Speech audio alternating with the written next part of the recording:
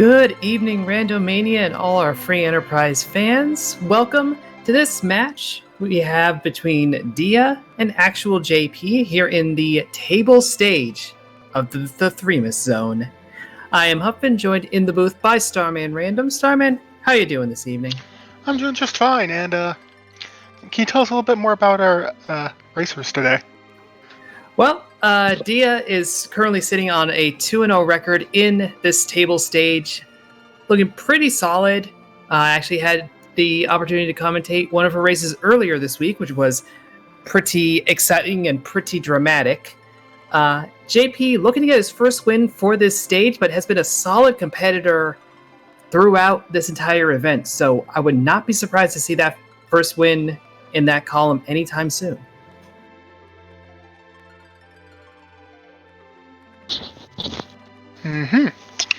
And we're beginning started here in just a moment. But first, let's go over our objectives today. We have the standard Forge that has been featured in every seat in this event so far, but we have three other ones. We have Conquer the Vanilla Crystal Sword Altar, Complete Cave Magnus, and Conquer the Vanilla Murasami Altar. That does mean that Darkness Crystal is hard required. Excessively required. This is the least haunted moon that I've seen in quite some time, as no matter what route you take, you have to go up there and you have to do one of those two moon locations.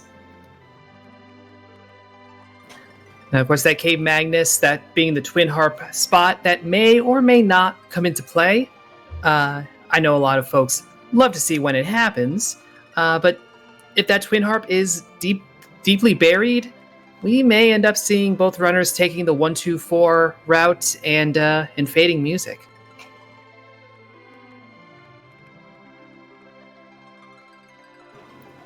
Of course, a lot of that is also going to depend on the characters that we get, and we are starting off with a Palom from the looks of it. So we got a little bit of Black Mage rolling, at the very least.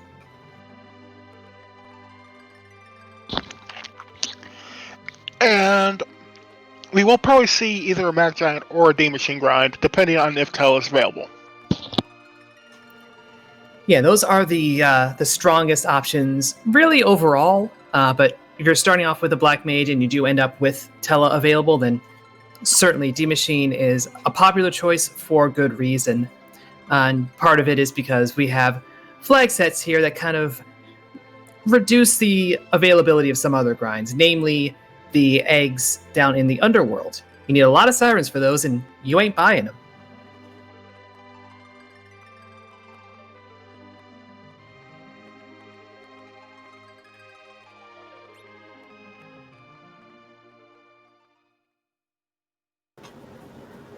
And it looks like we're off. Yep.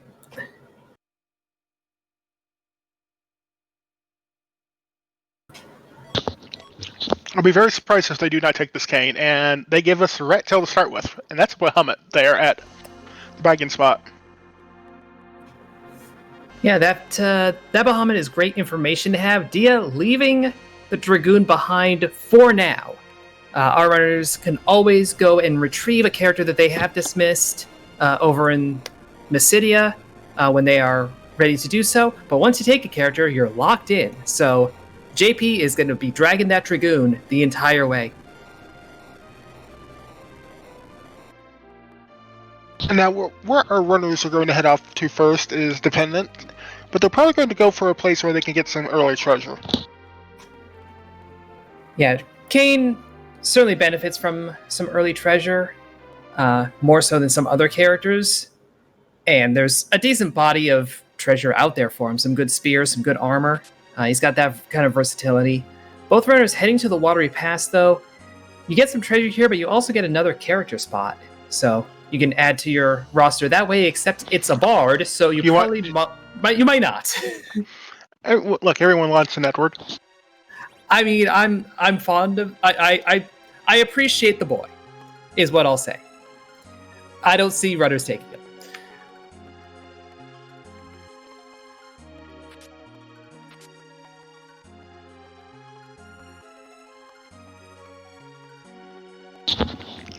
That early strength rating will be real nice for that cane.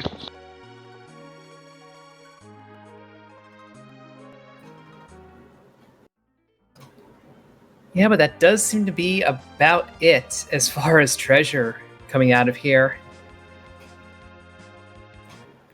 Of course, we do have a little bit of sparse treasure going on, so some of that stuff was pre-looted for your inconvenience.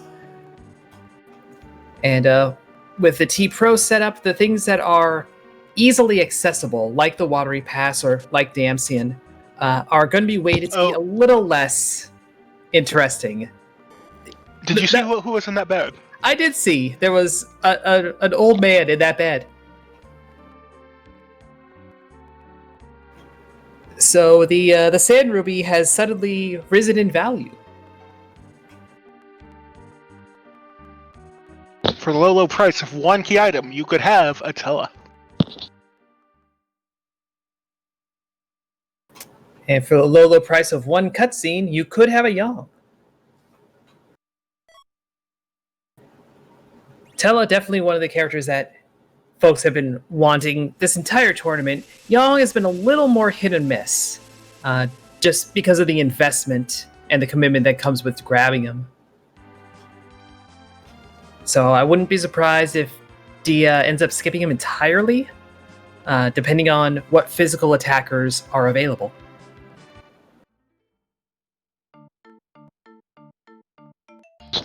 Meanwhile, I think actual JP will probably also pass Ayan for just a moment.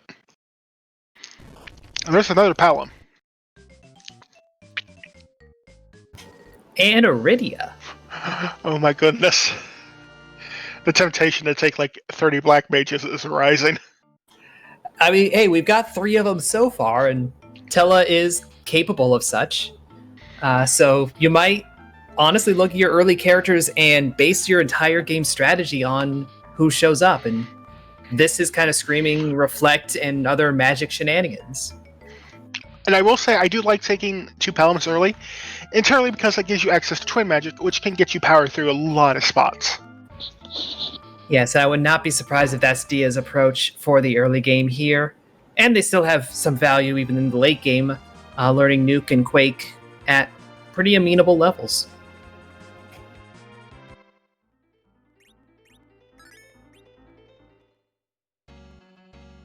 But Dia is currently trying to get a good handle on all the characters available. JP showing us who is over on Hobbs, and it is a vanilla Yang and a very not vanilla Kanazo. And there's another Punch Mage on Ordeals. So far, all we've seen of Tella is that bed and Kaipo. I'm just thinking back to the seed that I commentated that Dia ran earlier this week, where there were, I believe, 4 Yangs across the entire seed. All of them before getting underground. That was an interesting time. Look, sometimes you just need to punch your problems. I think some of the problems were bigger than punching, but JP strongly considering that twin, but no, is going to stick with Palom and Kane and nothing else for now.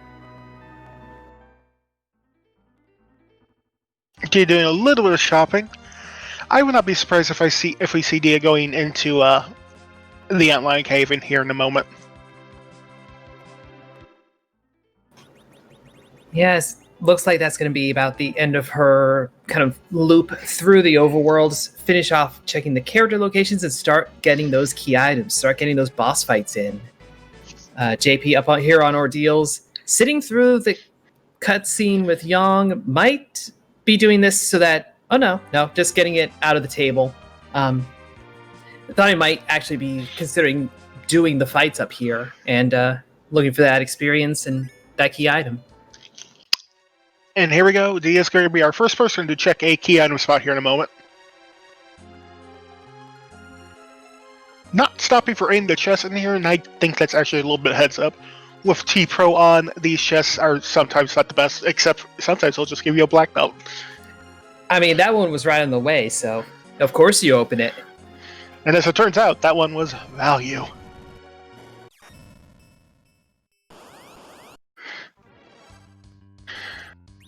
And our very first fight is 3 Dark Imps. Not the place you want to see them.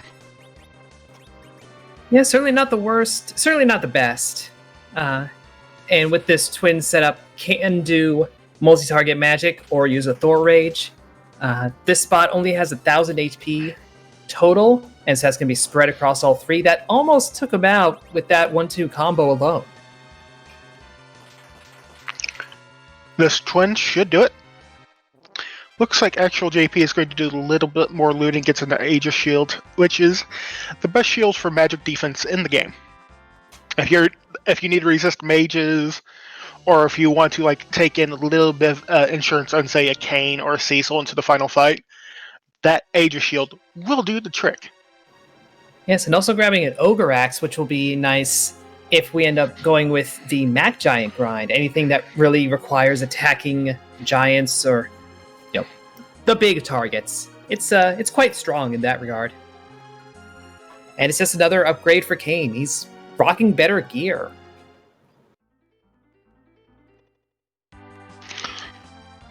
That Rune Axe, though, is also real handy for mages. Mm-hmm.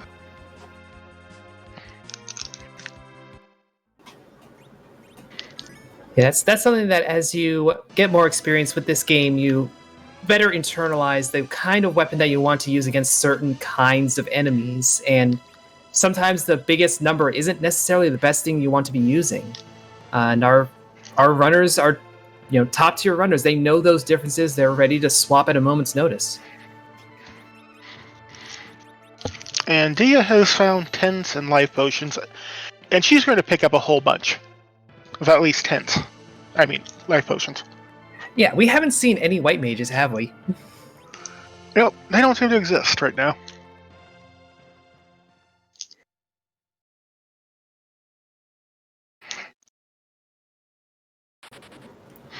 And who's our boss at Fabul? It's Antlion. Oh, we were just at his place. We just missed him. Unfortunately, Antlion's going to be a little punchy here. Yeah, Antlion, a little unhappy with our presence. This is a moment where a Kane would be real handy. Just someone who can tank a punch. Yeah, JP is now through the Antlion cave, maybe coming over here himself, and we'll see how much of an easier time he has.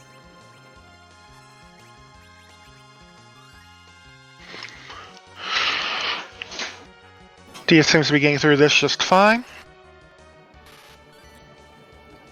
Yep, and Chad asking about Dia's strategy not taking the Kane just yet. I imagine that's mainly around just the fact that we have, the flag set here means if you take a character, you are committed, and that makes you that much more hesitant about every choice, unless it's an incredibly obvious, yes, I absolutely want this one.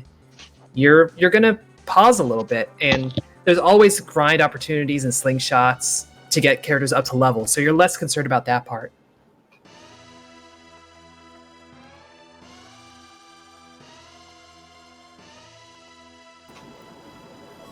But that is a Fabul successfully defended. And that's an Earth Rock.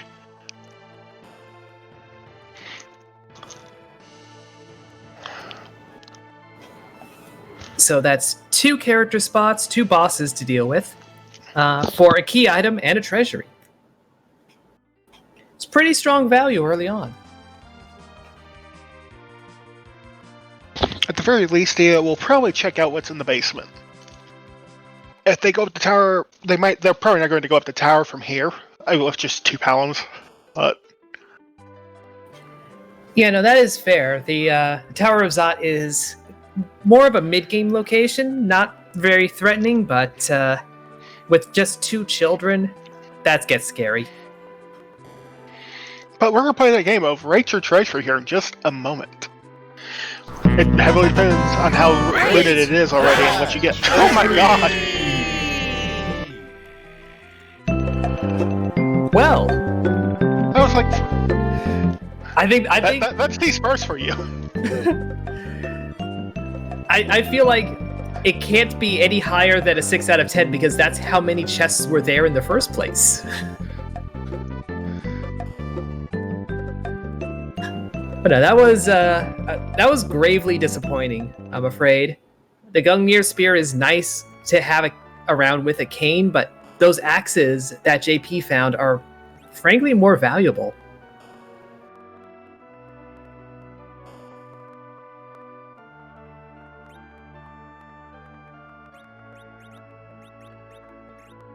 Those exits look real good right now. Sell that lightsaber, yes. Yeah. With the vanilla agility and all sorts of likelihoods, people are just not fond of taking Cecil on this flag set, and if you're not going to have him, why have the sword? I mean, I will take a Cecil if I had, say, a crystal sword or an Excalibur. I'm not taking a Cecil just for a lightsaber. I'm honestly hesitant to take a Cecil unless he's the starting character. You know, try and build out a party that doesn't lean on him, and you have a lot more control over your agility setup.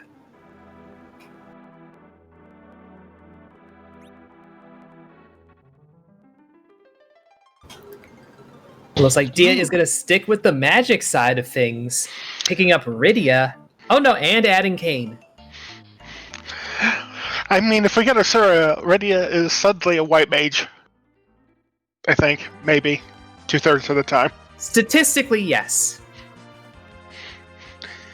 Statistically, she is a white mage 100% of the time, 2/3 of the time.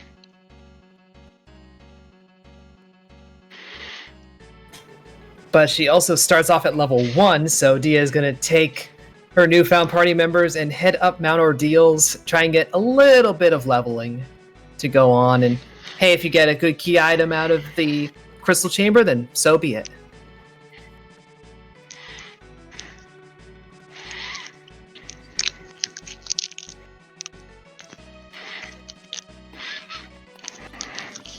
Flame Spear. Okay. Yeah, the public treasury was about as good as a locked treasury, really. Maybe slightly better.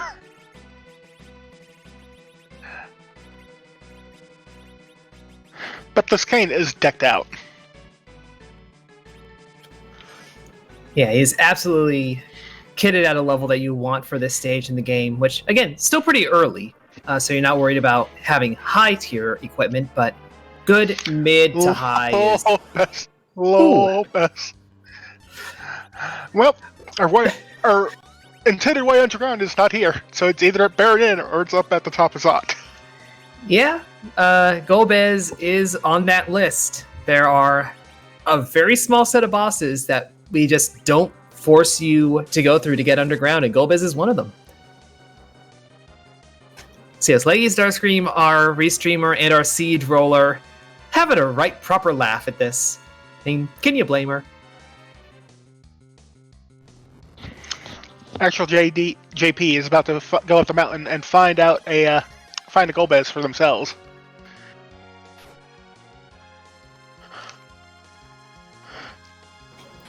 Yeah, Dia did manage to get that cane to jump early enough, so yeah, the Shadow Dragon only takes out one target instead of two, so it does leave her with a little more of a robust party. Correct.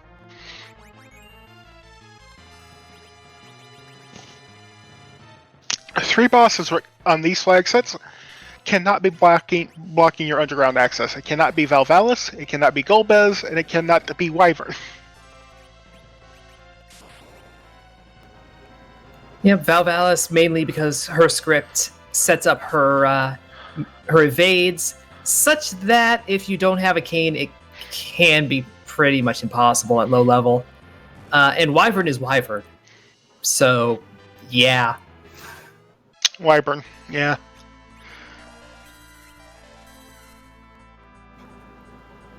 Tia has lost all of her mages, but does get the Star Veil up on Kane. And all you need is a cane. Look, Golbez is doing most of the work himself.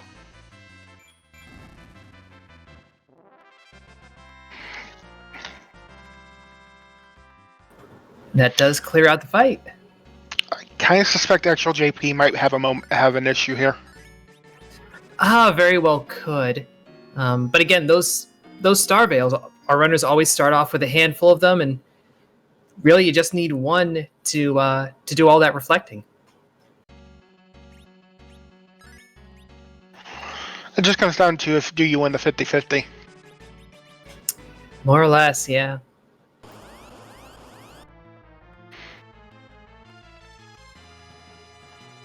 I guess you do. Yeah. And for our back attack, we have the other substantial bit of boss dialogue as Dr. Luge and Balnab appear.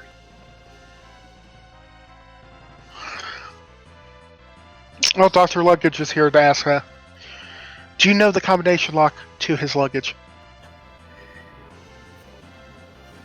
Yes, clearly this Mount Ordeals, the real ordeal is just listening to bad guys monologue and banter on.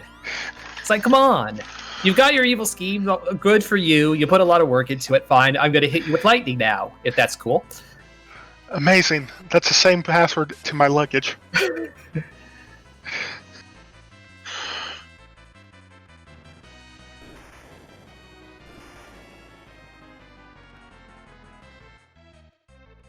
Oh, Kane nearly blew up. Kane did blow up. Oof. By just a few points. Well, Palomate, you need to get everyone up and running.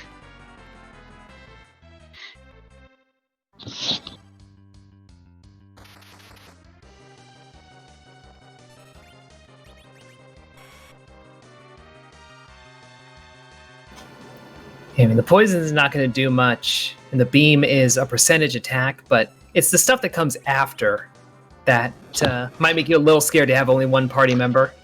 Yes, as I believe that attack is based off Luggage's current health. Yeah, that laser is based off of his health, but can be blocked by a Star Veil, though it doesn't reflect, so you can't really use it the way you would against Golbez.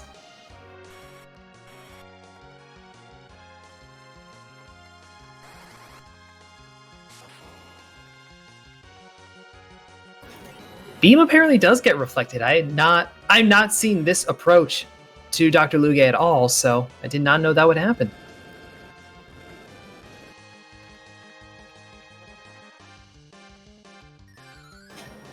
JP, meanwhile, has to deal with an explosion as well, but everyone survives. Palom holding on with 12 HP.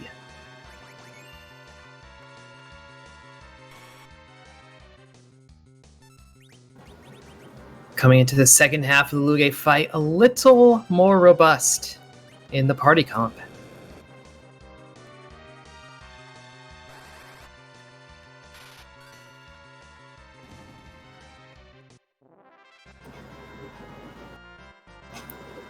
Yeah, that was a surprisingly robust emission.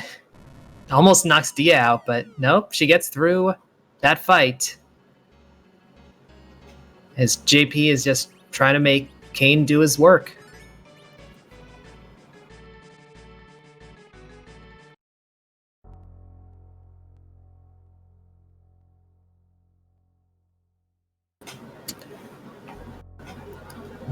And he's through as well. So our two runners are pretty close time-wise, getting through the top of ordeals. And what's our prize?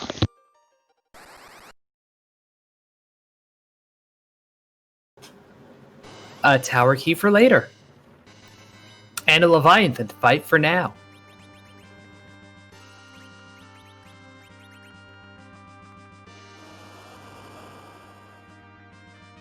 So as we move further and further along, the higher chance we need to be looking for a cheeky Mist Dragon, or just going up slot. Yeah, that at this point, that Mist Dragon, of course, will provide a bonus key item when we find and defeat it. Could be anywhere. There are those two boss spots in the overworld that don't really lead to anything else. So those are places that Mist Dragon likes to hide out and be a little sneaky with. Really, the rudest one is the classic Mist Dragon at the Magus Sister spot, but we have that Earth Crystal, so we at least have a reason to go up there. And at this point, we have more and more reason as we are starting to run out of overworld checks. We have the Baron Inn, we have that tower, and I do believe that's it. And we can check Mist Cave and Waterfall Cave for Mist Dragon. Yeah, but that's all we got. We have to find something else to nudge us along from there. I suspect Dia is going to head for Baron Inn first. Yeah, it is a slightly lower level spot in general. Does give you the opportunity of a character pickup if you're looking at those. And of course the key item at the end of it all. Nobody has dipped into town, so we don't know what we're gonna see. We got the Asura orb out of that pot. And the Magus sisters hanging out at the tavern with Sid. So you could write a story here.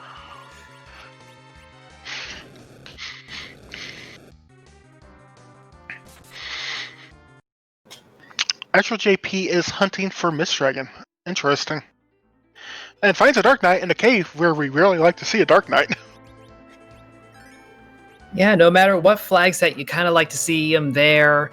It's a very weak spot, and it's not required. So if you don't have free bosses on, you don't have to think about him anymore. Of course, we do have free bosses, so that would be a free fight. And that's elements at Waterfall, which means there's a very good chance we're going up Zod here. Yeah.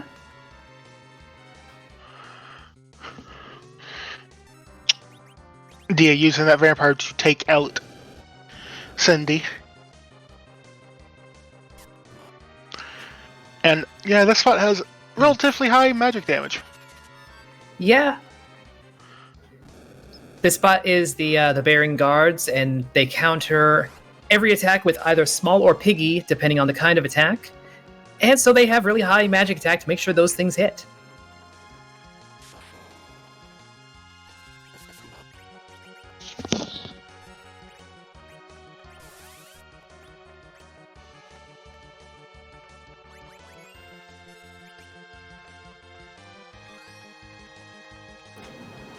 Dia does have the sisters down to just Mindy, so little vicious. She is the main source of the magic damage, but easy to handle on her own. So we see the second half is Orb. Orbs. I almost wish you had Sylph here. But honestly, out of everything you can see here, this is one of the least threatening things. Yeah, CPU is always fine if you have a white mage in your party. At that point, keeping up with the necessary healing to deal with this attacker orb is usually trivial.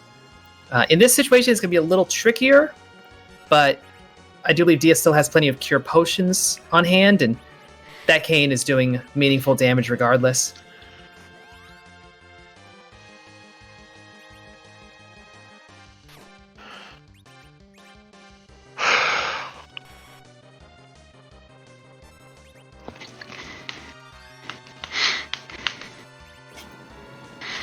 Yeah, that 10% fractional attack every time with that Mazer, it's starting to add up. Does knock out pretty much all of Dia's party. That other Paladin is probably going to fall, well, right now. That or to poison. It was coming quick.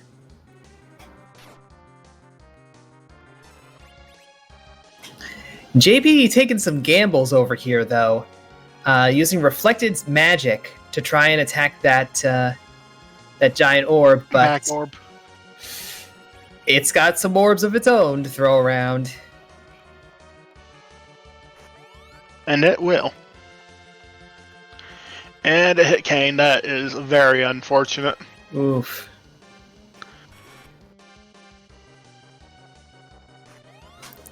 Yeah, Globe 199 is actually not guaranteed to do quad 9s, but it will do quad 9s virtually every location. I think I've only seen 1 or 2 spots where it doesn't do quad 9s. Dia has taken out the big orb, but she just has to knock out the attacker, and she's free of the CPU.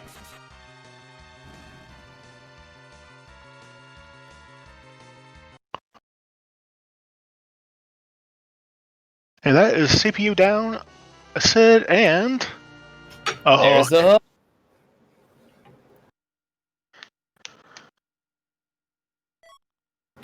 So that Earth Crystal is not our only way underground. It could still have Magma Key, so you might consider approaching it, but that hook also gets you the Rat Tail, and that could actually be a Magma Key or our Darkness Crystal, something that we definitely want.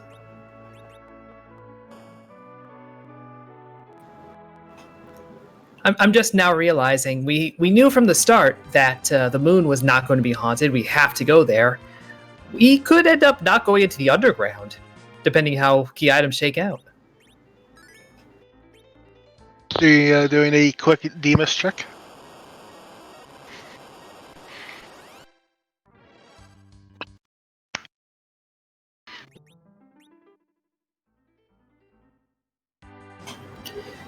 JP, meanwhile, with the hook as well, picking up that hovercraft and heading straight over to Eblin. I think he is just going to embrace the hook route and, at the very least, see the character and the boss that are on the way. Seems to have forgotten about that rat tail, though. Yeah, or may just be saving it for later on. But it is an easy thing. It's very easy to forget the first key item that you got, especially if it's not one that you're able to use immediately. Dia flying away and then going like, oh wait.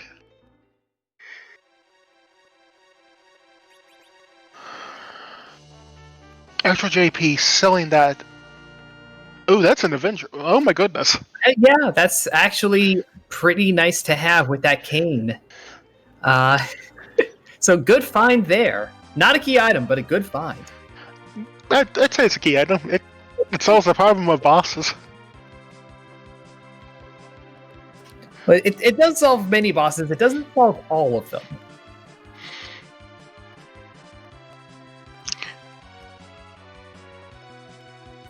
But, if it solves the ones that are on the route, it doesn't matter what ones it can or can't handle. Also, Dia sees an Avenger and is just like, I'm going up for Zot. She is probably looking here for like either a white mage or an old man. Because I know what Zia has strats for either doing Mag Giants with a party like this, or she'll go straight for a D Machine and she fights Atella. Hi, Cecil. Yep, there is our paladin, our protagonist. JP is very concerned. That's either a Mylan Z or Mylan Friends, and well, Mylan Z can be a little threatening because all he does is punch.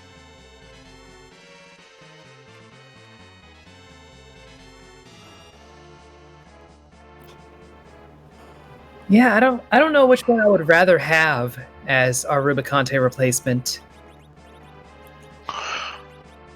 I'd imagine you'd probably prefer like Mylan and Friends, just because that lightning one is a lot less threatening than being punched. True, and it will reduce Mylon's HP by spreading it out. Speaking of Rubicante, he seems to be a little bit lost. He's just visiting Valvolus, and Dia wants nothing to do with that. Or not with an Avenger in hand, clearly. Natural JP has decided, no, back out of the hook route for now. Where he's going to go next, we don't know yet. Yeah, but he got his intel, and that's good information to have. Knows one of the Mylons is down there, knows Cecil is in play, and knows that very interesting. Good aim at Rubicante. Bat Rubicante, please. This is part of the. This is sometimes part of the pitfalls of having an RH1 fight going. Yep. When Rubicante has the cloak closed, Ice will heal him. When he has it open, Ice does a lot of damage. So you want to use it if you don't have really strong unaspected spells like Virus or Quake. But it's the timing play. Who eats it? Palom. And that glare is going to just... Oh! JP took that Cecil. Oh, I had not noticed. Yeah, so JP now has a defined agility anchor for the remainder of this run, and it's that Paladin. That's interesting. Yeah, I mean, he has plenty of options with it, though. Cecil, if you get him to agility 28, is perfect for Zeromus. Rubicante just giving Dia all sorts of issues. Yeah, this is not the picture of chivalry and fair dealing that Rubicante likes to portray himself as. And I'll point out, actual JP just ran straight at this fight without saving. I thought I saw him dip into the save room, but I was more focused on Dia.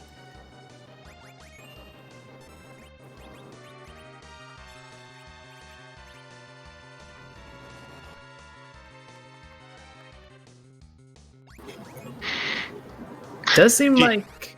Ooh. Yeah, no. I see JP's long-term strategy here.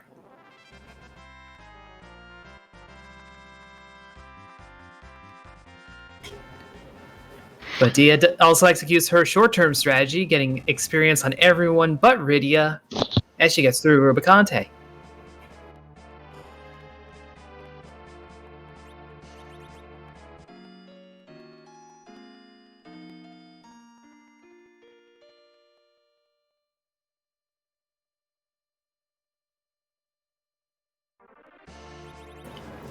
Yes, Inveterable mentioning in chat one of the other details about the Rubicante fight.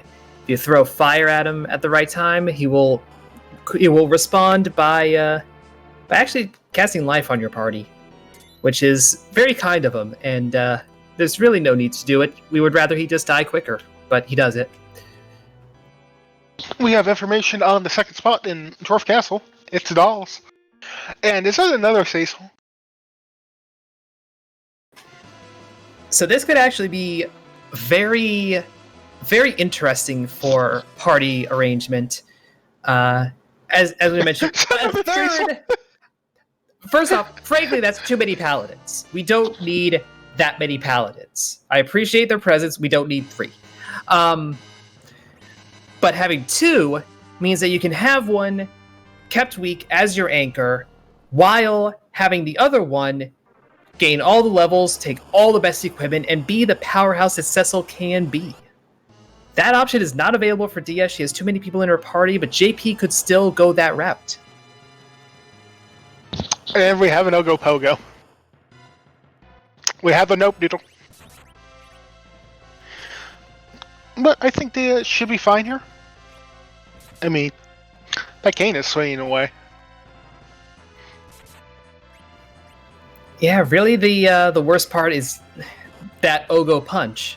And just dealing with the healing involved. But no, we have a fully Avenger Kane handling things on his own. Interesting. JP took neither of those Cecils. So JP is not interested in anchoring their party with a Cecil. I think they may be trying to keep a slot open for a white mage. Yeah, that would be the downside. Cecil, he learns white magic. Is he a white mage? No.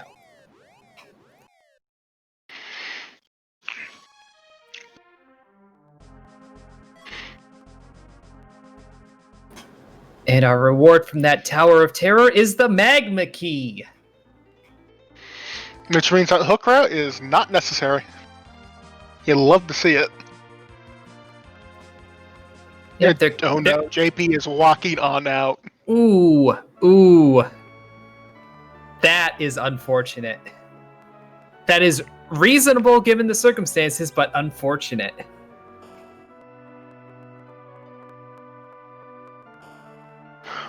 And that gives a pretty hefty advantage to Dia, unless, like, the very first spot on the way down is a demist. Yeah, at this point, every boss that we haven't seen is on the table for the Eblin royalty slot, and that includes That's just one spot. Yeah, you're taking a bit of a gamble and a bit of a reach if you're going to bank on that, and I don't feel like JP really is. I think he's expecting the Magma Key to be underground in its home, the way it is in so many seeds.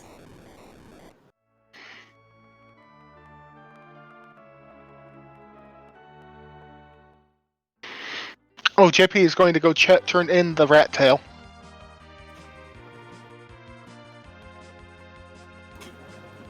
Yep, as we have Dia going underground.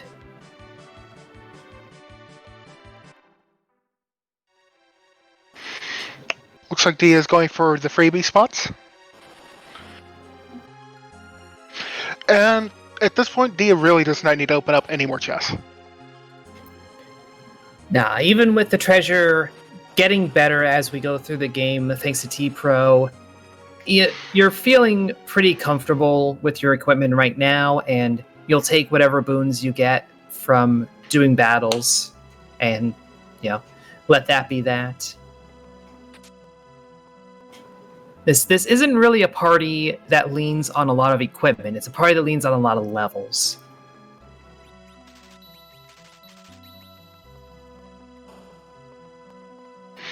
Those Cure Theories are probably going to be all the healing that Dia needs.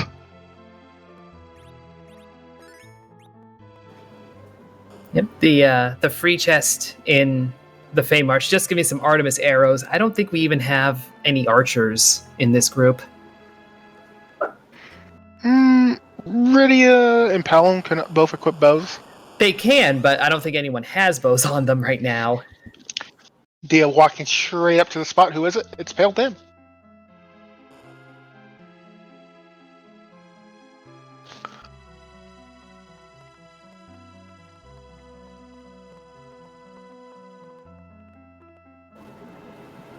Yes, a quick shout out to Chazman89 who is handling tracking on this match, and again to Leggy Starscream who's doing the restream and rolled this seed and provided us with whatever absurdity we will continue to face in the wake of multiple Cecils.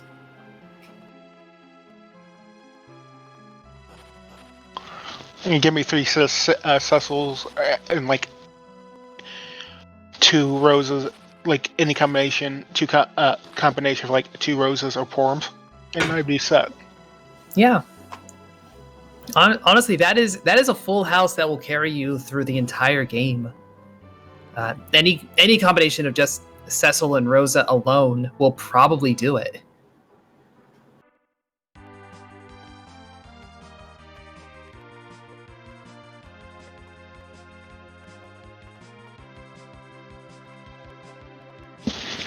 Dia going to see what Sheila has for us today. Yep, just laser focused on those freebies. And there's no reason not to be. So let's see what we get. Meanwhile, JP is making this trek through the Tower of Babel. We'll be coming up on the boss fights in just a moment. We'll see who is leading that pack. Again, we know there is some form of Mylon in the second slot. That's just a power shirt, but we'll take that. That's damage. And you don't turn down power. Yeah, it's not exactly power overwhelming, but it's power whelming. Oh, that Yane is real nasty to see here. Yeah. That's that might be power overwhelming.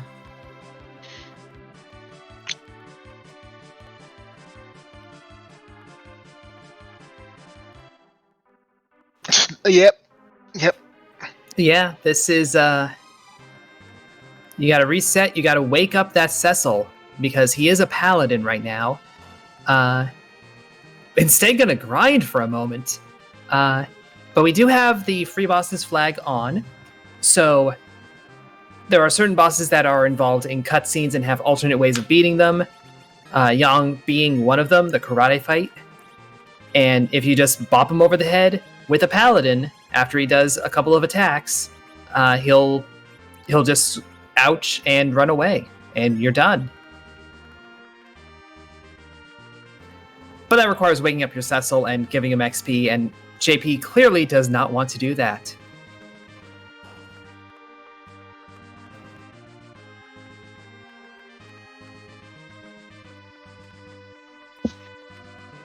Dia going to the top of the tower.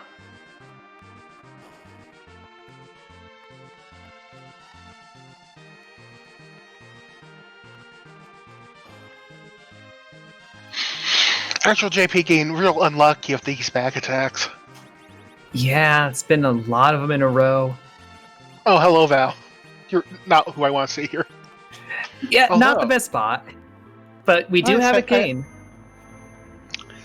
Actually, now I think about, let me look something up real quick.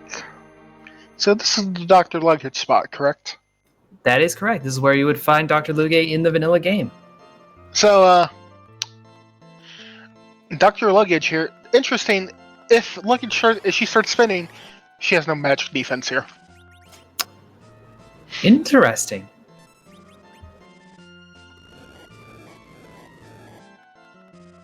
In fact, it's probably safer to have her, like, it's probably safer to have Valvala spinning to win, rather than, knocking her out of that tornado. Well, that does appear to be what Dia does. First off, gets lucky with the punch out of form, but that second punch straight on Palom is a bit rude.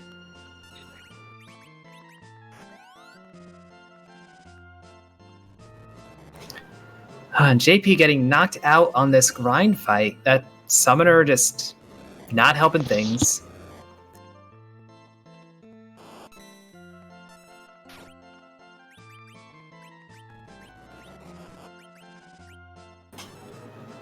Yeah, this being a spot where Valveless actually does not have magic defense while in tornado form, definitely counterintuitive, given just the nature of her fight and what I'm sure a lot of folks expect and would know. So I'm not surprised to see Dia doing those jumps. But has switched over to the Avenger Sword and is just going to wail with that and some virus casts. Looks like JP has found an omelet.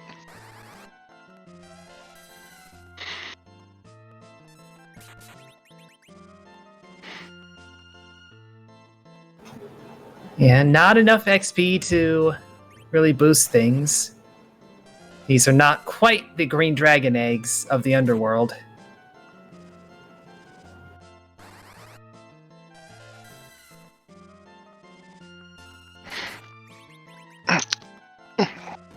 Also looks like Dia has realized that the spot does not have magic defense.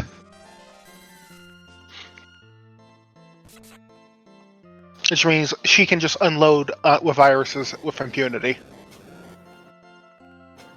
And that appears to be the current plan. And yeah, it has been pointed out in chat, the karate fight is sitting in the King, Queen, and Evelyn slot, which is one of the many boss slots in the game that does not give experience. So, if you're trying to keep a party member down so they don't get experience, so they don't get levels, it's okay to have them up for this fight. And that's a pan from the top of the tower. Feels kind of bad after, already doing Sheila 1, but, Yeah. It's a minor inconvenience, all things considered. JP is facing a much more substantial inconvenience and might be giving up on this this Babil approach, which I guess would push him back to Zot. Or is he going to try to grind in a different location?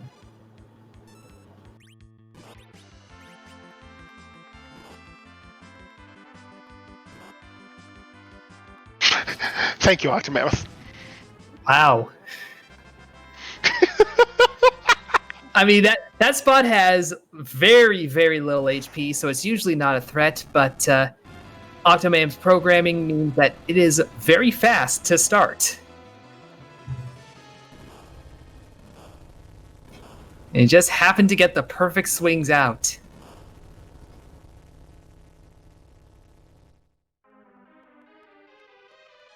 Okay. JP went back to this save point.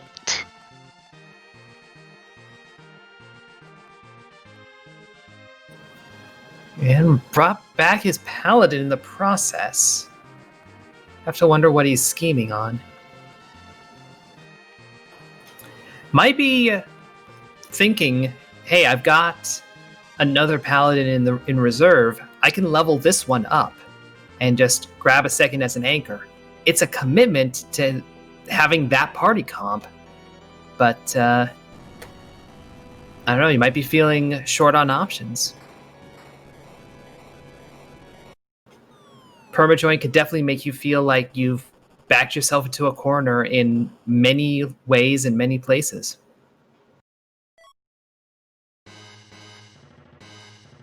Darkness Rock. Ooh. From Tower. All Dia needs is like either the harp or both has the the big rock. Not the big rock, the Excalibur.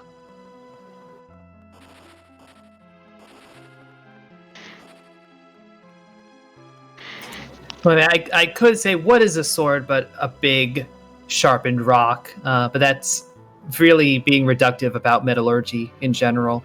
So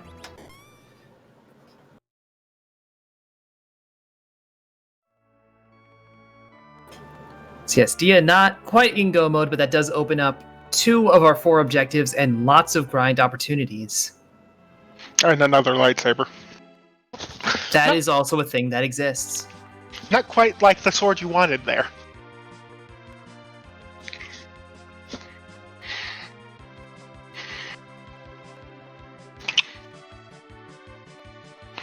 Dia's also at 8 key items.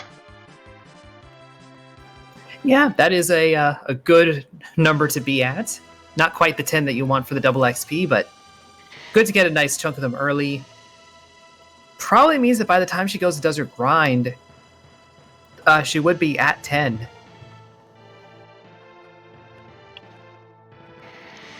Dia still wants like a white mage or a Tella. And what was that from Sheila? That was a pink tail. So, not going to lead to another key item, but will lead to other high tier equipment.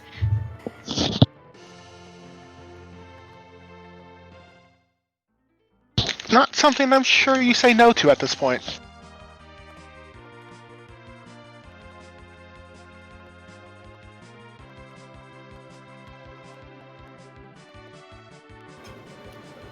Meanwhile, I missed what the ogre chest gave JP.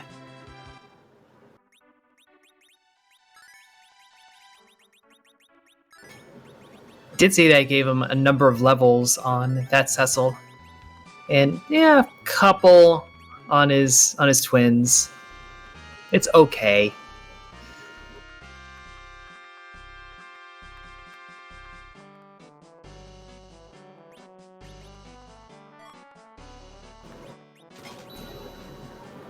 Dia, though, dipping into the dwarf castle.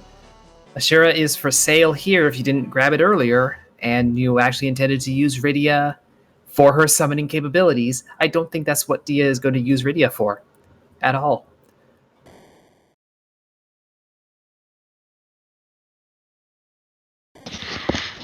I suspect he will only give any regard to that, that Sura, if they pick up a Tella.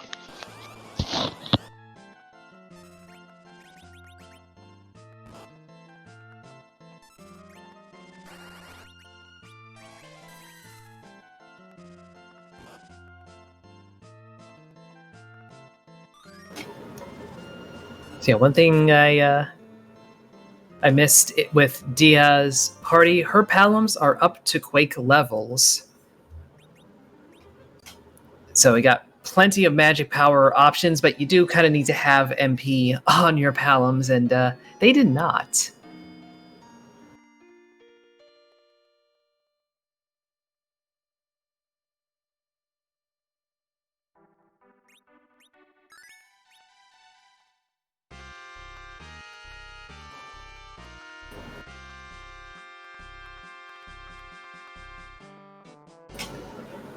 Is of course the whole thing that using those tents, using cabs, just healing in general takes time. So our runners are not going to be doing it constantly or aggressively, but you got to do it sometime, or else you're just not going to be able to handle any fights.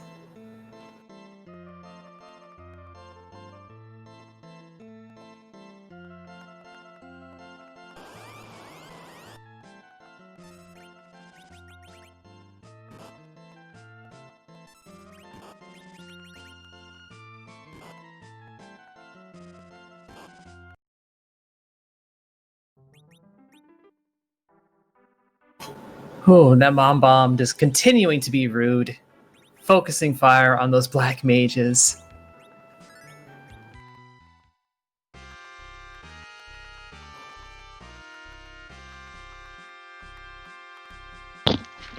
Dia moving Kane up in priority just so she's getting that moment where Kane is swinging and therefore buffering for her so she can get her inputs in without losing them.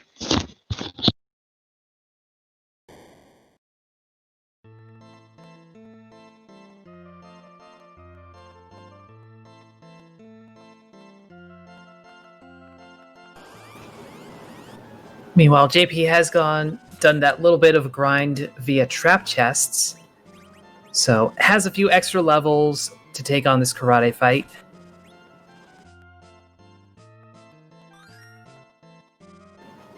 Again, we'll see if he actually holds out and does the paladin approach, or if he's just going to stick to trying to power through it.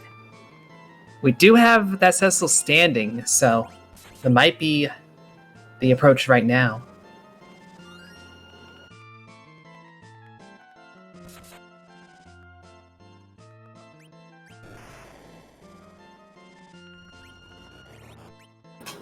Oh, and Mom Bomb does get the explosion off for a fair chunk of damage.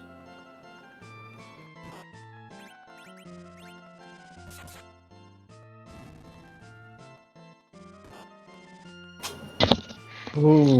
And then Mom Bomb's children instantly swinging. These are some rude fights going down. JP's still having trouble with the karate spot.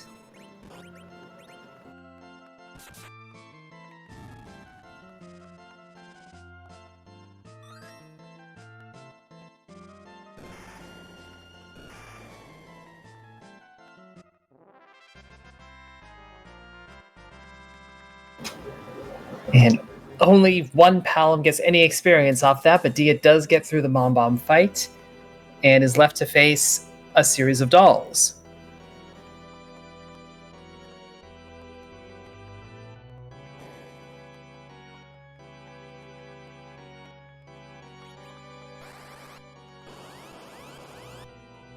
Hi, Edge.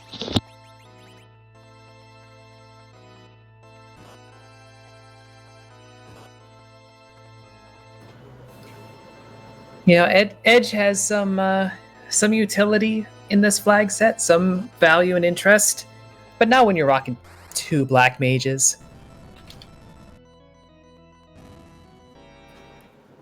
A chunk of his value comes from the fact that he's a physical attacker, but also has those ninja magic options should you need it. Our runners don't need it.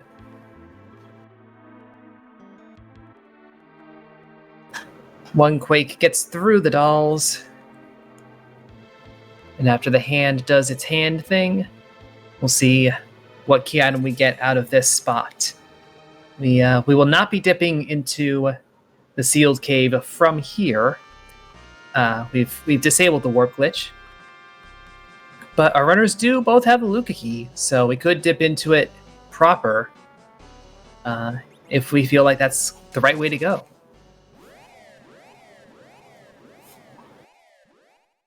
And all that effort just for Ice Brand.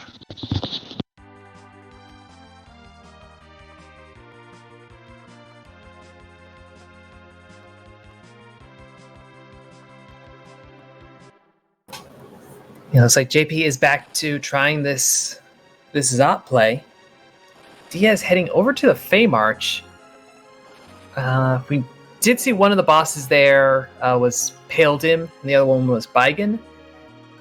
Kind of a scary setup, but you might be able to handle a Pale Dim. And with all this going on, we have still not seen D-Mist. I think that pretty much narrows it down to being on the moon at this point.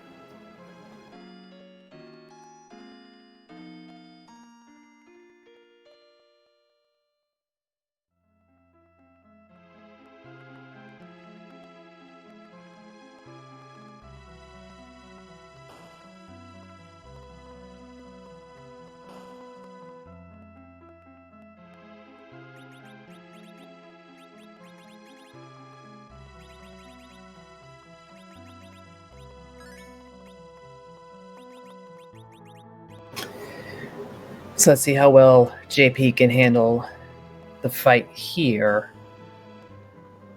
A few more levels on his party. Probably still not bothering with a second Cecil.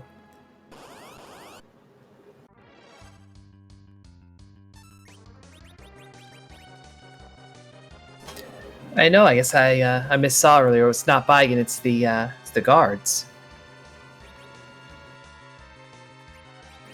They will hit rather hard, but they can be toted. And indeed they have been. So this fight just got a lot more free.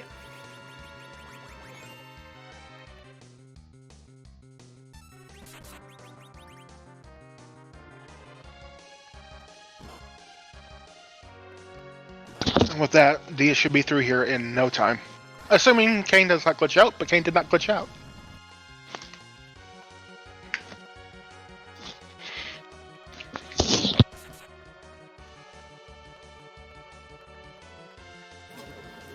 So yes, this is one of many when we talk about free bosses being available. The Baron guards are just guard enemies, effectively. They don't have a boss bin on, and they could be transformed with Toad. They can also be stoned with stone and just one-shot, but that's a bit more dangerous, given its chance of missing. You'd rather just weaken them in this way and chip through the HP normally.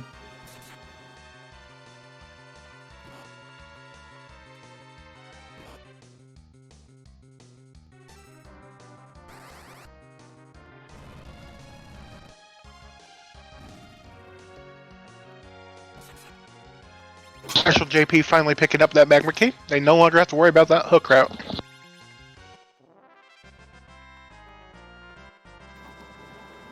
Yeah, but you absolutely have to be feeling behind when you're 1 hour in and just now getting to the underground, no matter what your approach is, to make that the case.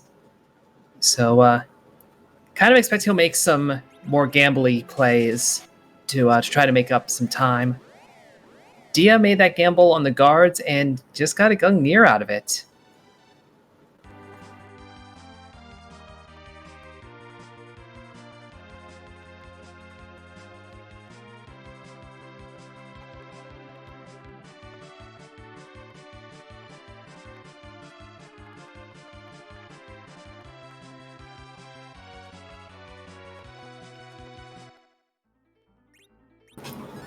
So at this point, I feel like if you're Dia, you probably should be raising the whale. You've cleared out so much of the overworld and the underworld that that's where a lot of the value is, and you probably want to start thinking about what's going to be your grind choice.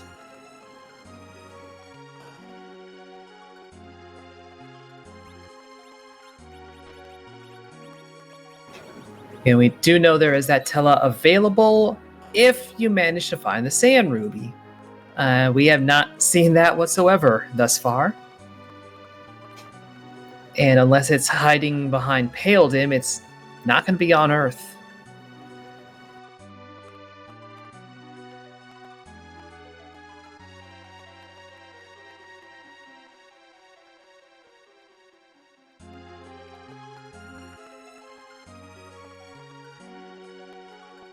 Actually, yes, Chazman, correct me. It could be at the end of Sealed Cave. That would also be a very rude demist to come across.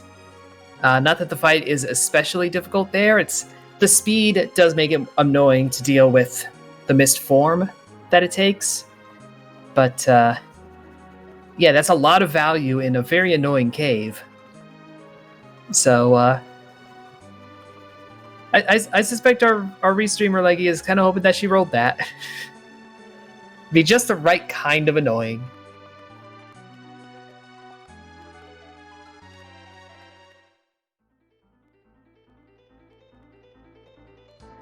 It's also starting to look like any of our remaining value is up on the moon.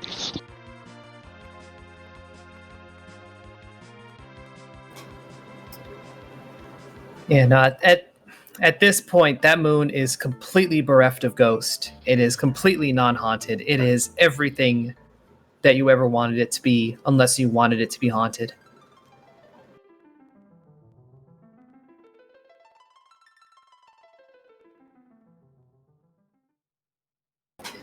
Indeed, Dia is going to raise the big whale, get access to the moon and to the giant for all those grinding opportunities and all those key item locations.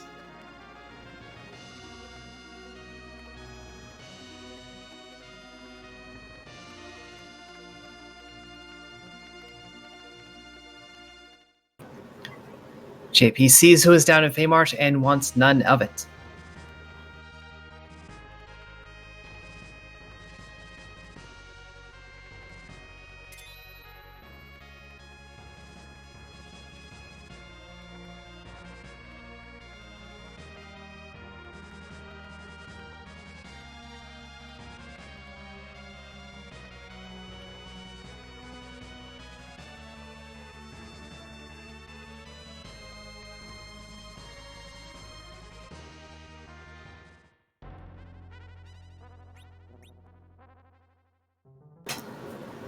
No, neither of our runners have visited Jobdor. I don't even think Dia went to Tomra, like at all. That sort of location is just now, just out of the way enough, you know. When we saw 2 wild shot, oh, there's a white mage. That is, yeah, that child is a white mage. D is going to take that, and that will be her grind. She's going to make sure she gets illusion on that porm, and then she's going for Mac Giants. I can guarantee that. I mean, this is a good party to do that. You've got the equipment that you need, and not the most potent one. D Machine is always the best way to go. If you can go that way, this party can't go that way. Don't have the week available.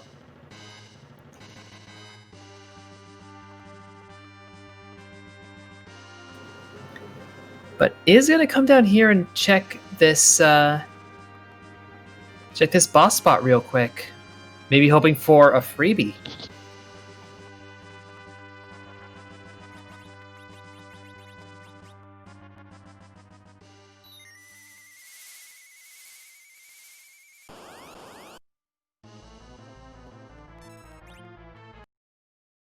That's not free.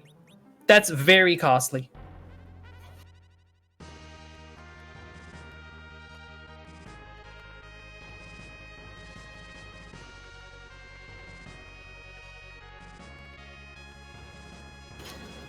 So that's an extremely not happening yet wyvern that Dia stumbled upon.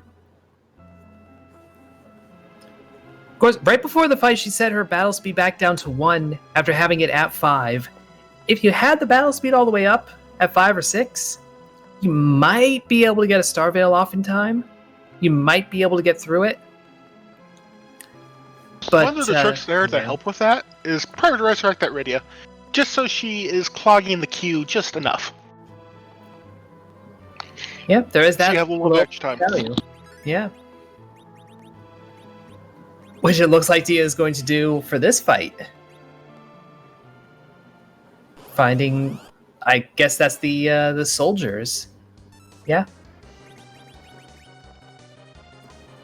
So very free option here. These soldiers may swing kind of hard, but they're not exactly scary. And if they're all toads, they're very not scary.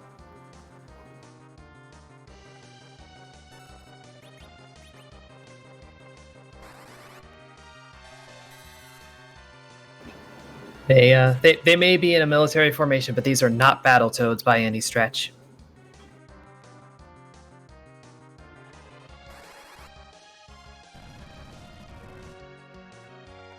This should get Porm all like her basic white spells that you might want. It'll get her illusion, it'll get her exit, it'll get her a berserk that does not matter because we have an Avenger.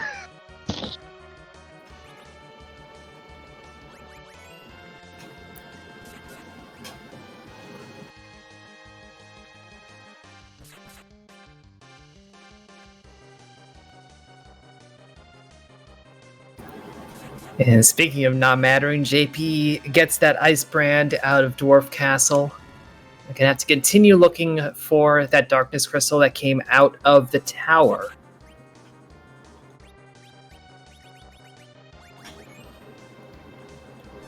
Yeah, Dia taking extra advantage, getting some life glitches off for that extra XP.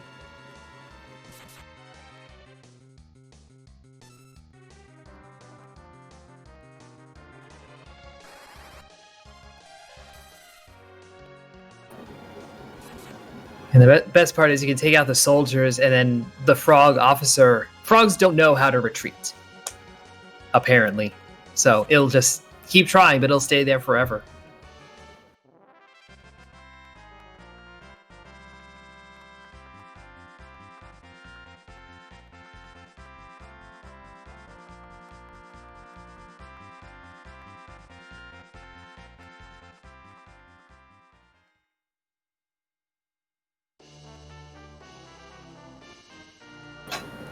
Oh, that's value.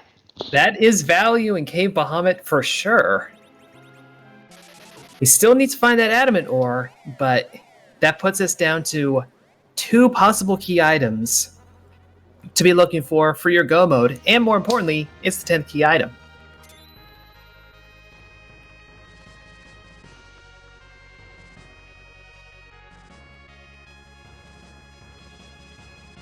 So Dia is about to head back to Earth and go to Baron. And what is she going to go to Baron for? Actually, I don't know. Well, we have E-Cat run on. And normally we would be able to run from fights. So, like, if we're going to the Giant to check for, say, a Mag Giant grind or a D-Machine grind, we wouldn't have to worry about doing a little bit of extra setup. But because if E-Cat run is on, we're looking here for a certain, we have a little chart here that we can tell where,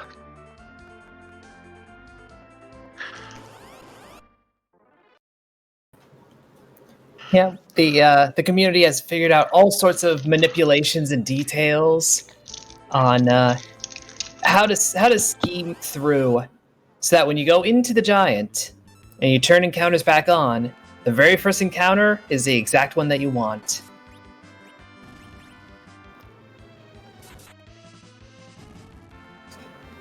Now, getting that set up can be very quick, can take a little while. There are routes for if it takes over 100 steps to get your encounters right. It can be a little tedious and you'd probably reset before then. But the way that randomness in general is seated in this game has been dissected, has been figured out well enough that we can set up these manipulations.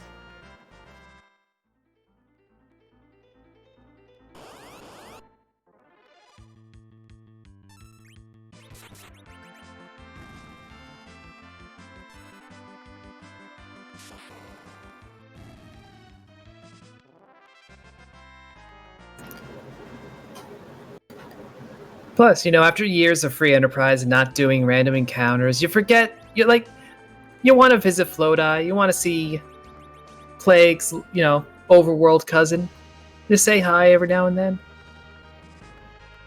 And it looks like Dia has the step routes they want. They have turned off encounters. They're going to go into the giant here in just a moment.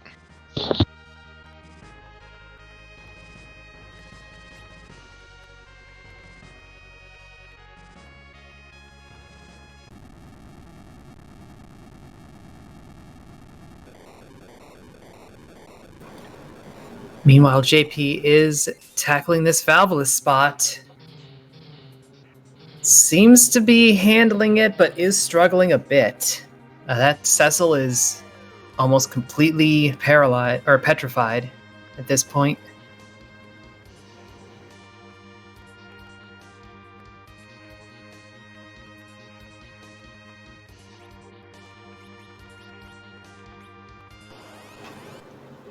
He's also got the Avenger sword and is just wailing. Oh, Dia's setup was not quite correct. Might have been off by one or two. At it again.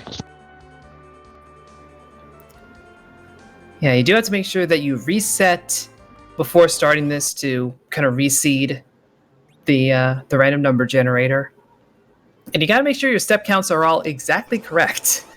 It's very easy to just miscount by one.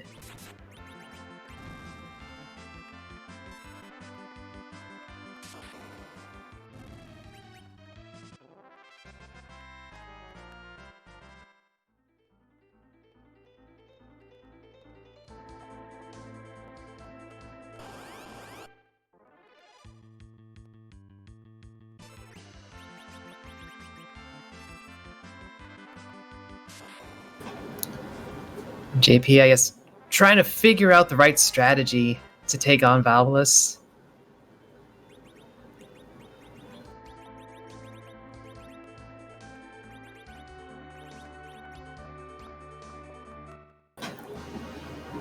Thing is, I don't even remember if... Oh, this was the pan.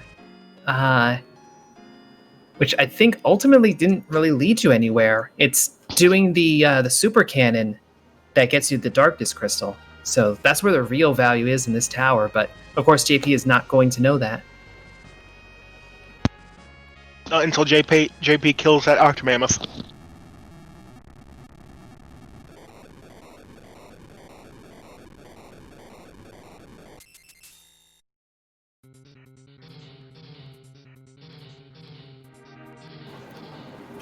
Yeah, that pan from Val ultimately was just gear. It's good gear, but it's just gear. And JP is really, really hungry for those key items right now, knowing I'm assuming he knows he's behind with all the struggle to get underground in the first place. He certainly would feel that way.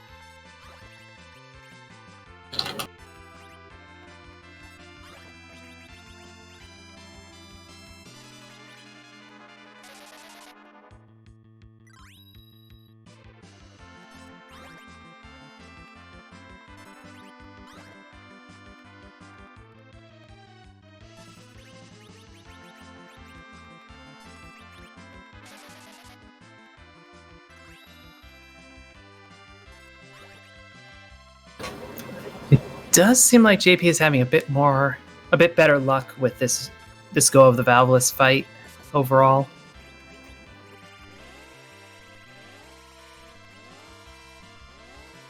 So I just thought about it for a moment, and You remember what's waiting for us at that Murasami altar? Yes, a wyvern. So, what's JP's anchor? That is well, I mean, it's Cecil. It has to be Cecil. It has to be a Cecil.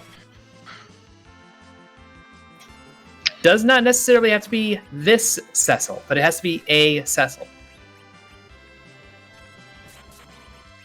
That's correct. And it looks like Dia has found her Manip. Yep, she has got this grind rolling.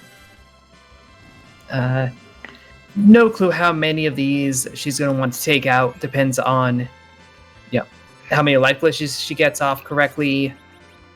What her ultimate target is going to be. Probably high enough to get nuke on the Palams, but I don't know if she'll want to go any higher than that.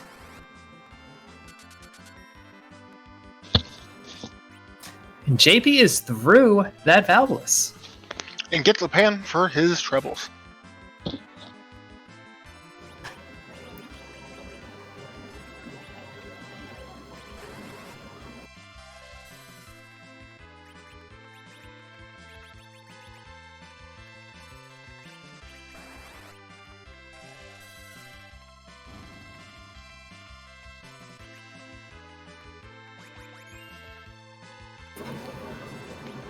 Yeah, these double virus shots are really knocking out the Mac Giants nice and fast. You have to feel good about your grind seeing that. I don't know how many Mag Giants Dia needs, but she probably does. Yeah. Either she has a specific bit of math in her head, or it's just like, when it feels. Excuse me. When it feels done.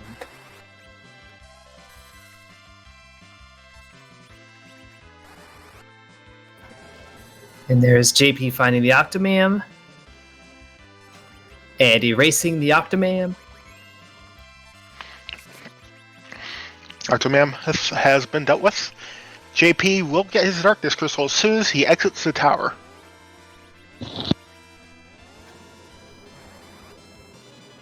Yeah, it did look like that Cecil was still equipped with that Avenger Sword from a while ago. I think that is still the best sword that JP has found for him.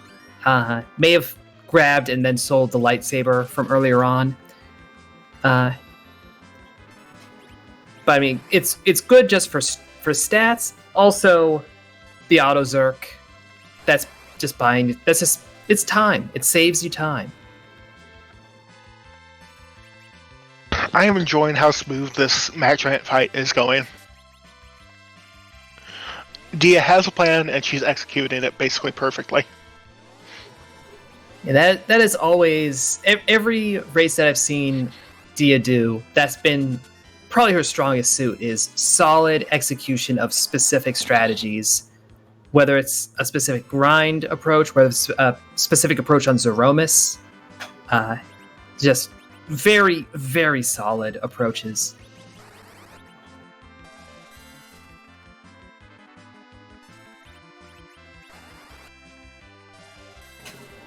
But there is JP's grind options and moon access in the form of that Darkness Crystal.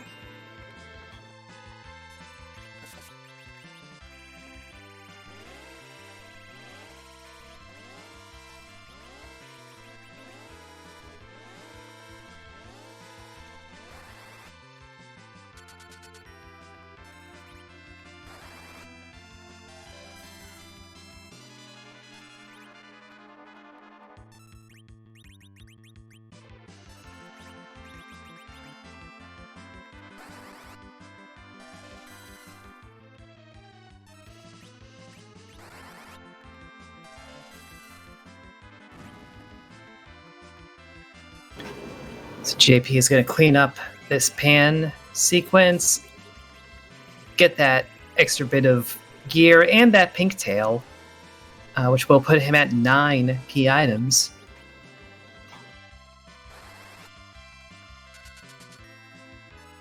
Rest in peace, Form.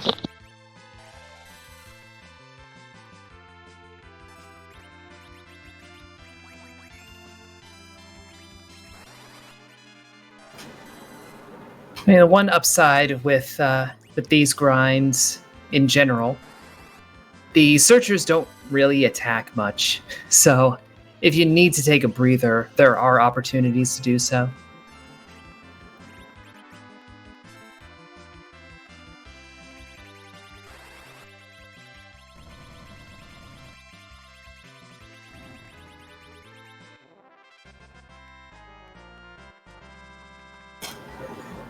But nope, that is Dia done.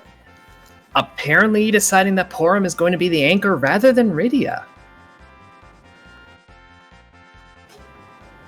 As Porum ends this fight down and Rydia gets slingshotted quite a bit.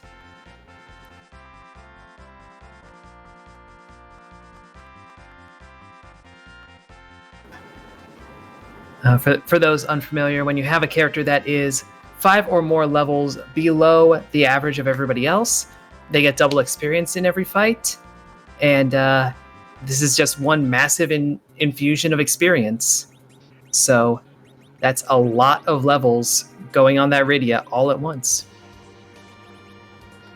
Yeah, she is level 58.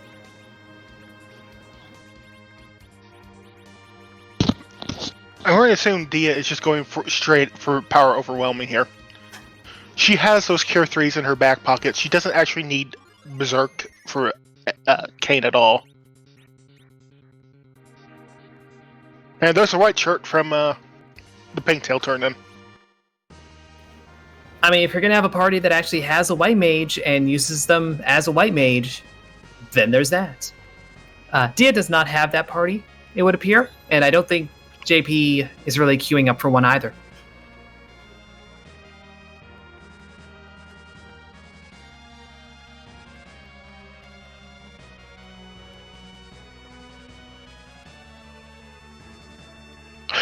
Anyway, it looks like Dia's ready to head off to the moon.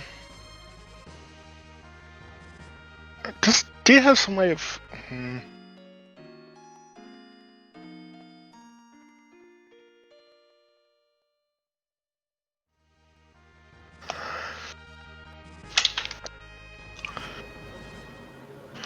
The good news is, since Porum is a mage, she does not get that much agility through levels anyway. I mean, she does. That's where she gets most of her agility, but the point is she's still slow most of the time. Yeah, certainly compared to some other characters, some of your physical fighters, Edward is notable that he actually becomes quite quick. So, if you want to use Edward as an agility anchor, make sure he doesn't get any levels. In fact, just to be on the safe side, just make sure he's on the ground the entire seed. Just don't take him. I mean, I will defend him, but don't. But for Asuka's sake, don't put Edward in the line of danger. He is a wholesome, gentle bard and should be protected.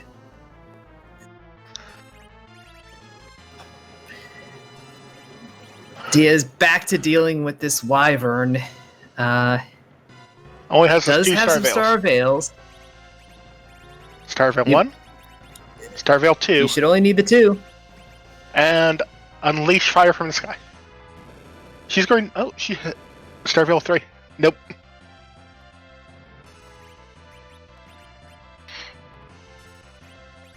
Oh, first things first, we're going...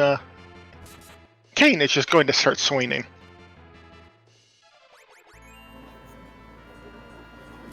Yeah, it doesn't matter how many Star Veils you get up, you can only do quad 9s with the Reflect, so if you're in a spot that has more health than that, you're going to have to follow up.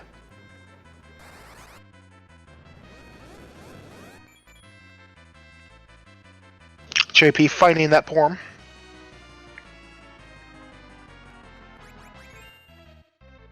And is taking them.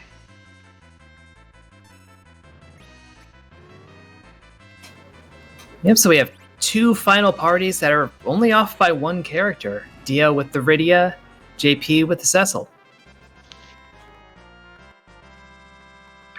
And Dia just sending that wyvern to the Shadow Realm.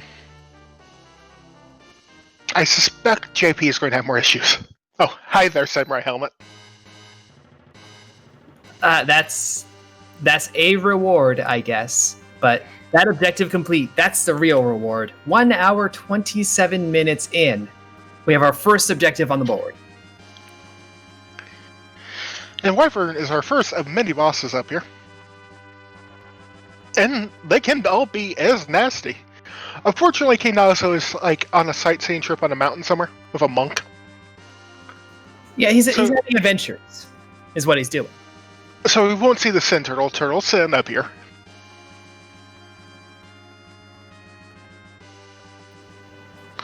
No, but we could have an alt. But okay. You know what we could have? We could have an alt gauntlet that is required over at Ogopogo. That, you know what? There are two spots where it would be very nasty and very amusing. Ogopogo is one of them. Putting it on the Crystal Sword altar would also be amusing. Much less nasty, but just forcing our runners to go through with it.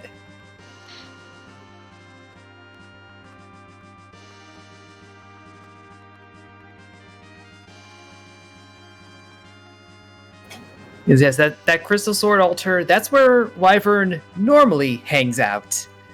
So it has all the trappings of a Wyvern home, which actually makes it less dangerous than you might initially think. The magic power is a little lower than an opening Mega Nuke might imply. And in fact, Wyvern's vanilla spot is probably one of the best places you can see Wyvern. Honestly, yeah. It's tuned to make that fight more doable. Whereas the randomizer cares not for your... Well, it does care a little bit, like seeds have to be completable, but beyond that, it cares not. Oh, hi, sir. Well, that kind of sucks, honestly. Yeah, especially since Dia's got Star Veils. This fight can be free.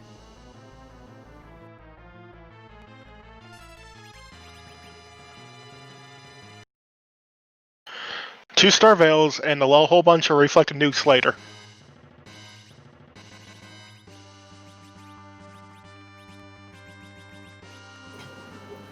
I'm not sure why she's resetting... because battle speed. Ah, yes. We no longer need to be on Wyvern Standard Time. So the fun thing about Asura, she only punches if you do a direct attack. And herein lies the rub. We have a couple of Star Veils. We have a whole bunch of Black Mages. And reflected spells do not trigger a counter. Nope, she will still do all of that. Cure 3, Cure 4 life, etc., etc. So that's why we double Star Veil, to bounce those back onto the group. You can do that in any situation, really. It's the easiest way to handle this fight.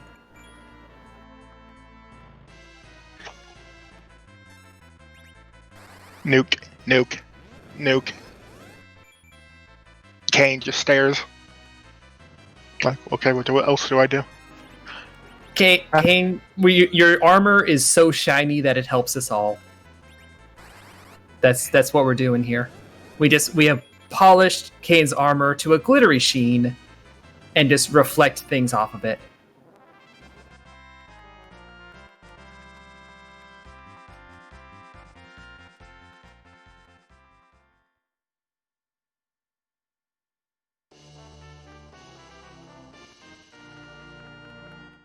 Oh, and there's the adamant. Dia is in go mode.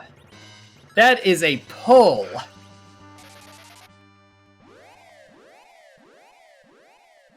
Dia, so Cape Bahamut had the value. It absolutely did. Because even if you went straight to the moon and did the two objectives up there, that would not have put you in go mode without that Cape Bahamut visit as well.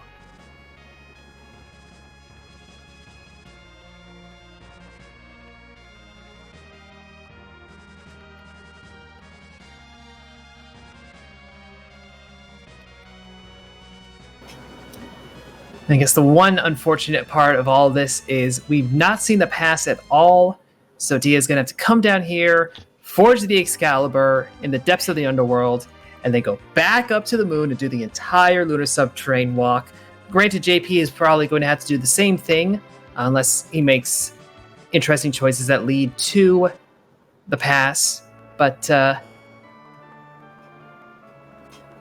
yeah, it's a little tedious to actually go through all of this. It gives you time to plan out your strategy, I guess.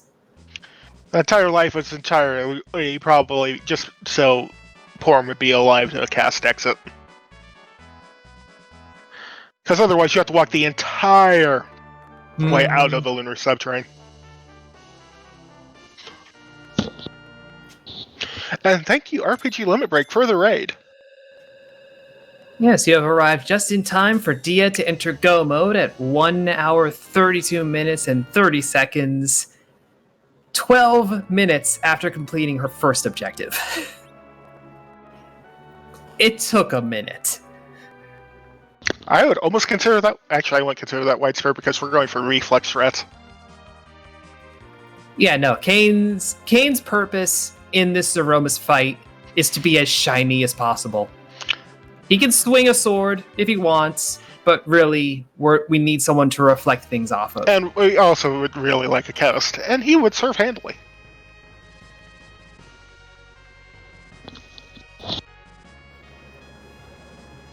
So yes, Kane will be our glimmering chemist in very edgy armor, because Final Fantasy lets you do that.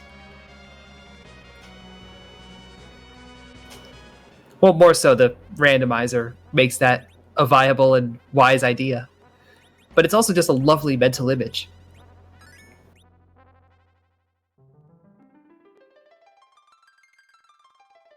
One final save for the road. Yep. Meanwhile, JP is over doing the Mac Giant grind that Dio was doing earlier. With that, Cecil in the party is leaning on his innate cover.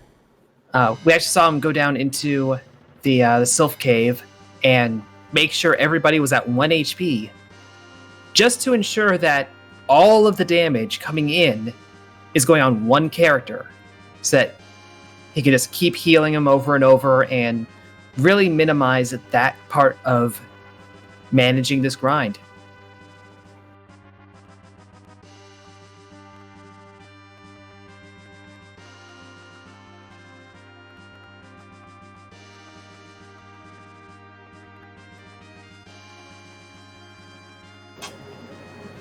But as Dia makes this long trek through the moon, we do have to wonder the most important question in Free Enterprise. Gee, what's that? Well, whose butt are we kicking? We came to kick a butt. What butt shall it be?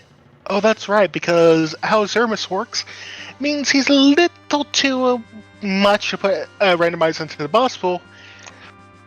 We have chosen to randomize him in a different way.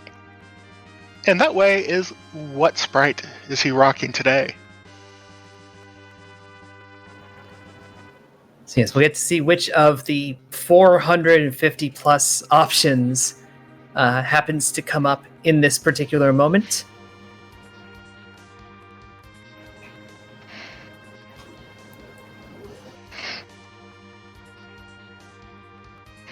You know, I am a fan of swag walking down here. Yeah, it's a bold move. It's a bold move. But when you're rocking a triple nuke setup, you feel a little confident. The swag is earned. And we are now approaching Threemus. If you have not gotten your Z flags out in chat, get them out now. As we finally get to see whose butt we are kicking tonight. I am still hoping for Bubsmas. Have you seen Bubsmas huffing? I don't know that I have.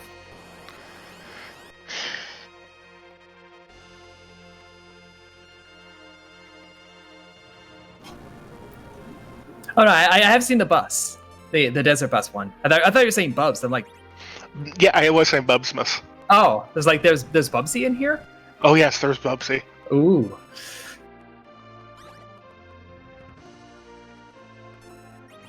I mean, this with this many in there, you have Zeromus, and then you have Zero Mus, and then you have Zero Mus, and I think there's even another Zero Mus. They're all completely different.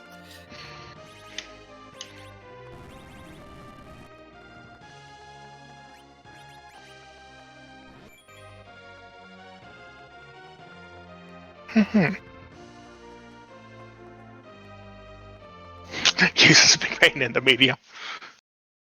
And it's... Who is it?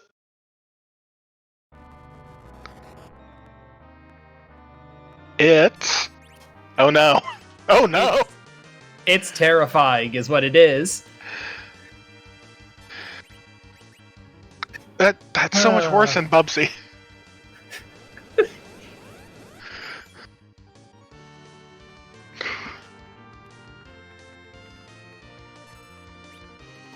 Man, the Furbies were definitely a thing that existed, huh? Alright, please, who was eating the counter nuke today? It's gonna be that Palom. That Palom will be fine. Yeah. Oh my goodness, that Palom is completely fine. That Palom didn't even, feel that.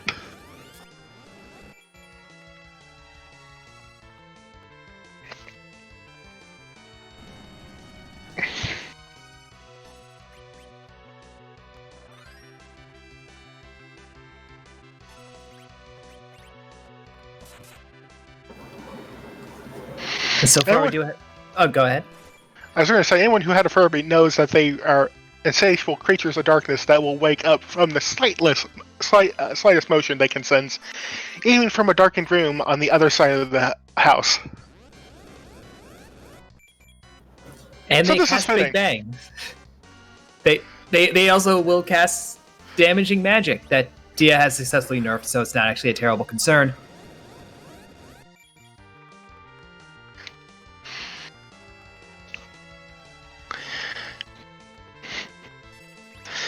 We have our party here taking out this menace. Surely, soon, it will no longer haunt our dreams and memories. And honestly, sooner than it would with a physical attacking party, since these are all reflected attacks, they're not going to trigger the HP refill on Zeromus, so this fight will actually have less HP than it normally officially would.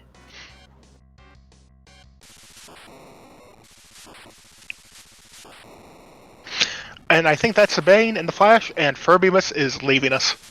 That is one dead boss. Get your GGs in chat. The evil is defeated. Yep, Dia takes first in this race. Official time 1:39.55. GG's to Dia, and I believe she will be joining us in just a moment.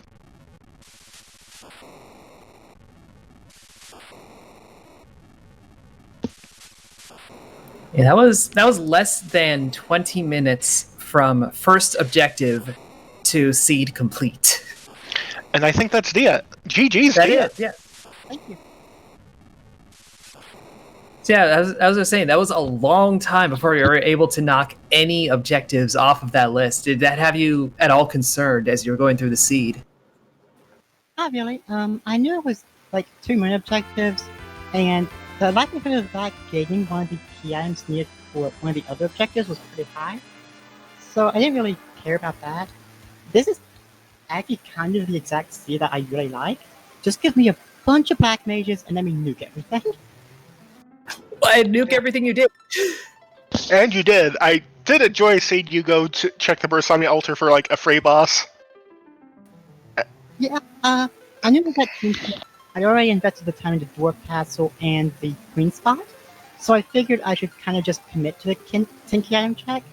And that was honestly what worried me the most throughout this race, was that the time I gained from getting that 10th key item wouldn't save what I lost from checking all those extra spots.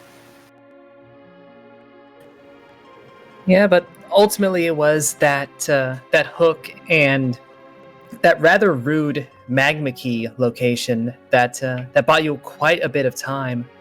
So the hook path was just coming up very rude. JP even had a Cecil in party, but could not take out that karate fight. So being able to avoid that entirely saved you a lot of time. Yeah, that was kind of like just, oh hey, you remember your past 2 races?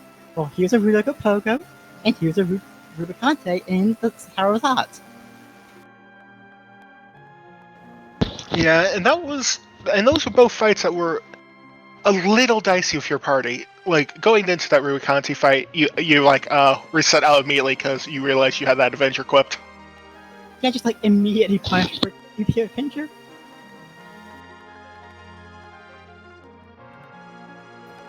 Also, we will note that JP has opted to forfeit out of this match. So, it's solid effort for him as well. He, like I said, he had the brunt of the rudeness in that hook route and trying to get through Zot.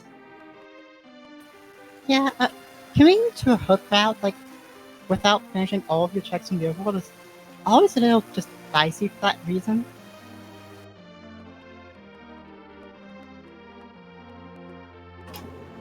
Yeah, I think by the time you went off to the moon, you had... I think the only thing you left in the underworld, even, was the Pale Dim in the Fey March. The Pale Dim, and I left Luca Cave. Ah, yeah. And, A little sad we did not get to see that, the music. I had it pulled up, so I think I found out where the harp was, which the harp's at Odin's spot with Baron Key at the Ribbon Altar. Yikes. So I had a feeling that wouldn't be a route anyone took. Yeah, no, that's looking like Objective 3 is definitely not happening. So, but after I saw that, I reset and pulled up the music for everybody. So we will get the music tonight, everyone.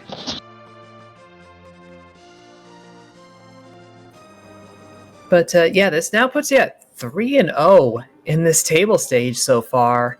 I'm sure you're feeling very confident. I know you were saying early on you fully expect, like, you're shooting for that full 6-0, like going hard on it. How are you feeling overall so far? Really happy to be 3-0. I was really hoping for after the first 2 matches, because Zilch and Infant in the back 3, both of those are definitely really rough races, and I would like to be able to have 4 and 2 at the worst in order to basically secure a spot in the top 16. But I'm still going for the 6-9.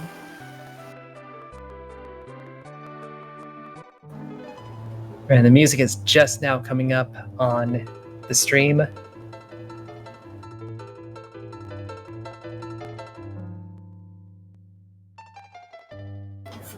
Some good old FF9.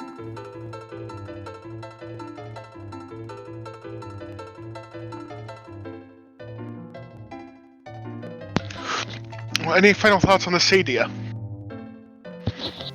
I'm just glad that I'm not getting super root seeds for every single tournament race. No, this was moderate rude for sure. But just kind of exactly what kind of put in my strengths in the table seeds. Just a lot of back mages I can use. Radio, who I can commit to keeping down for a long time before finally just slingshotting her up to nuke and beyond.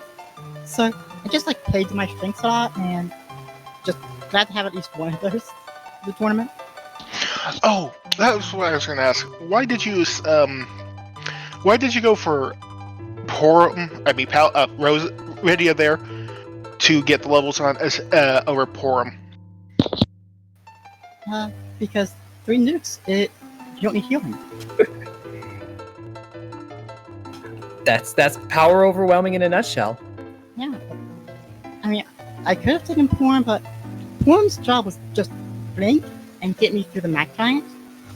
And after that, she doesn't help much. She'll heal, sure, but you don't need healing if you just nuke everything. Well said. Well,